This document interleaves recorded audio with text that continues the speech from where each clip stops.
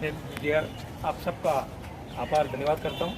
लेकिन मुझे थोड़ा सा अफसोस ये भी है कि मीडिया कर्मियों ने अभी जितना जो घटनाक्रम हुआ उसमें एक पक्ष को ही सामने लाए, एक वास्तव में जो जिसकी पीड़ा थी उस पक्ष का अब तक मीडिया ने उजागर नहीं किया। तो मैं खास तौर से ये कहना चाहता हूँ कि ये जो घटनाक्रम हुआ उसमें पुलिस की बर्बरता नजर आती है। ऐसा तो मुझे लगता है अंग्रेज समय में नहीं हुआ ऐसे ही घटनाक्रम हुआ। और ख़ास तौर से ये आप देख रहे हो कि ये बहुत पहले से चल रहा था, इसका प्लानिंग बहुत पहले से चल गया था।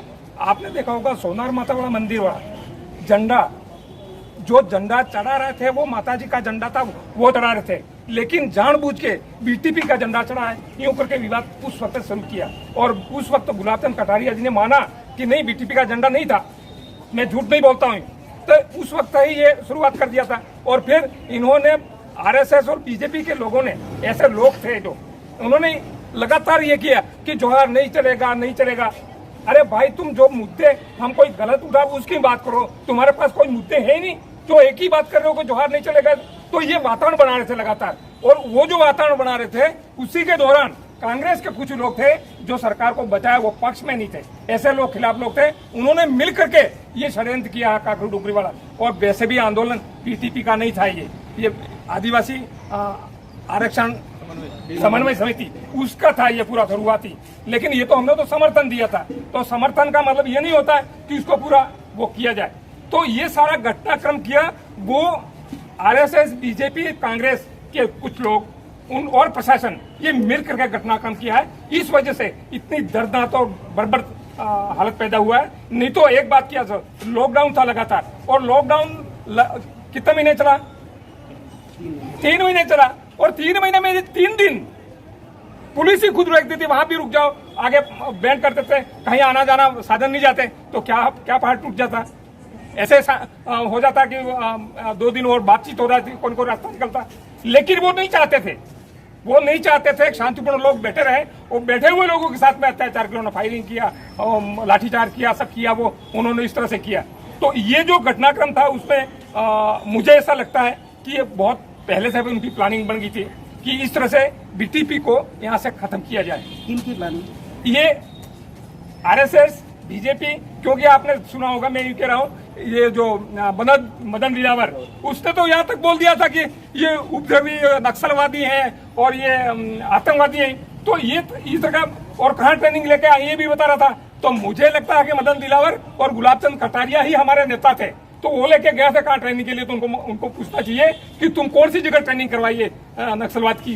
तो ये इस तरह से जो जानबूझ के ये समाज में एक सामाजिक समरसता बिगाड़ना चाहते हैं, तो ये सामाजिक समरसता बिगाड़ने वाले लोग हैं, उनके खिलाफ एक्शन होना चाहिए। 2 दिन भी बाद में कहते नहीं, हमने तो ऐसा नहीं बोला उनके खिलाफ।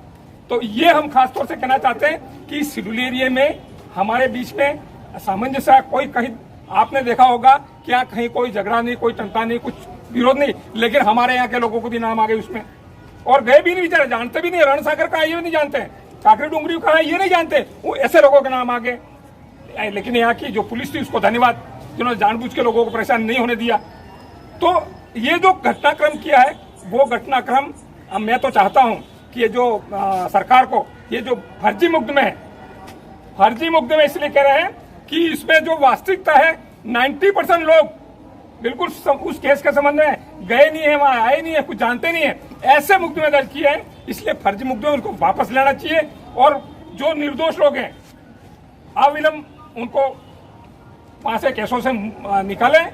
और सरकार को हम चाहते हैं, ऐसी कोई बात नहीं है कि जो जिन लोगों की जिस वजह परिस्थितियां पैदा हुई 1167 के लिए, वहां उस वक्त सरकार बहुत कुछ कर सकती थी और आज भी कर सकती है। सरकार की मंशा से ही चाहिए, ऐसा कुछ नहीं है कि सरकार नहीं कर सकती हूँ।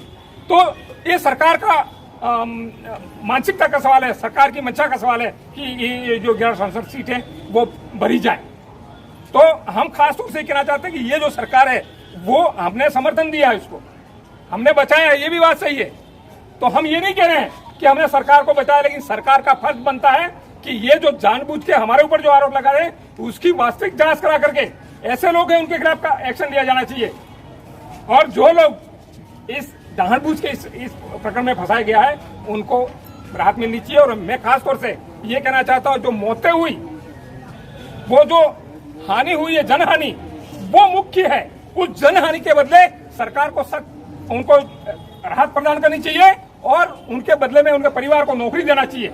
जब तक ये काम नहीं करती है तो शायद ये सारा ढकोसला हो जाए। नुकसान तो आज ऐसी बात नहीं है कि देश के अंदर पहला आंदोलन हुआ है, ऐसा नहीं है। इसके पहले गुस्सरों का आंदोलन हो चुका है जिसमें पट्टियां तोड़ी गई, बहुत सारा कुछ नुकसान हुआ। पटेलों का मैं किसी का विरोध नहीं कर रहा हूं, लेकिन बहुत सारे इस देश में आंदोलन हुए। तो ऐसा आंदोलन और उस वक्त सारे केस उठा लिए उन्होंने, उनके खिलाफ कोई एक्शन नहीं हुआ। तब विशेष ये आदिवासियों के हो सकता है, मैं तो इसको यूं समझता हूं कि भूल उसको कि इसका कोई लीडरशिप नहीं था उस वक्त तक, ये गलतीवश हो गया, उसको नजरअंदाज किया जा सकता है। और लेकिन ये जो बड़े बड़े हुए उसको जानबूझकर केस उठा लिए और इसको कहते ये क्यों नहीं किया जा सकता।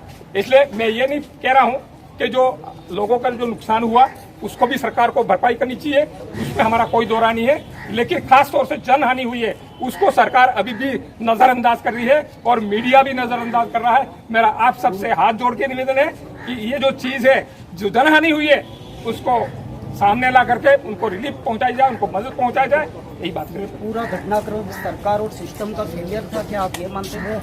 बिल्कुल बिल्कुल हुआ है, निश्चित रूप से ये सिस्टम फेल्यूर हुआ है। यहाँ पे इतने लंबे समय से आंदोलन चल रहा था तो सरकार को आगे बढ़ करके उसका कोई न कोई सॉल्यूशन निकाल देना चाहिए था। अभी जो लोगों का नुकसान हुआ है वो ज्ञापन वगैरह नुकसान हुआ, इनको मुआवजा सरकार को बिल्कुल देना चाहिए, सरकार को बिल्कुल देना चाहिए।